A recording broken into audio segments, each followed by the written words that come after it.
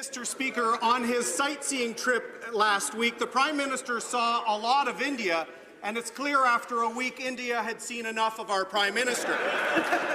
After scrambling to lay the blame at the feet of many people, the Prime Minister's office trotted out the National Security Advisor to come up with a conspiracy campaign with respect to the trip. The Canadian press is reporting that the Prime Minister's office set up a briefing with the National Security Advisor to raise the conspiracy theories.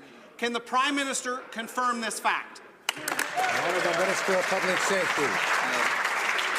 Mr. Speaker, let me again say that the security officers of the Government of Canada, all of our police and security agencies, have done their job in relation to this trip, and they have done it extremely well in the Canadian national interest.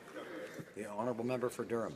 Mr. Speaker, the Public Safety Minister is answering these questions, so the government knows how serious this security breach was. So my question is very simple.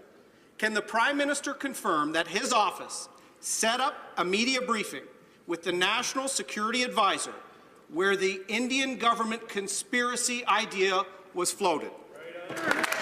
Honourable Minister of Public Safety. Mr. Speaker, again, let me repeat for the benefit of the honourable gentleman that Canada has very strong, very proficient national security and police agencies.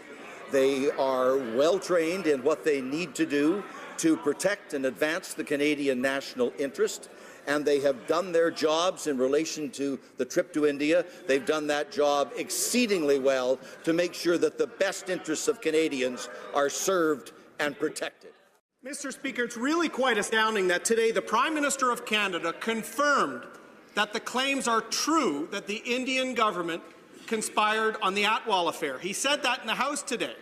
Media reports revealed that the Indian government actually asked Canada to review the invite lists ahead of time, but the Prime Minister's office said no. Can the minister confirm they refused to collaborate with the Indian government ahead of this trip? Honourable Minister of Public Safety.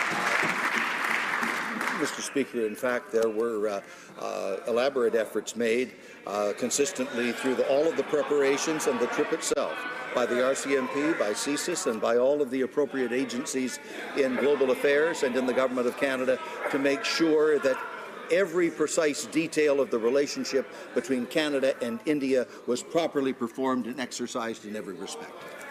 Honourable member for Durham. Mr. Speaker, the only elaborate efforts made are the elaborate efforts to cover up the disastrous trip from the Prime Minister, to use a national security advisor to spin the media on a conspiracy theory against our friends in the Indian government.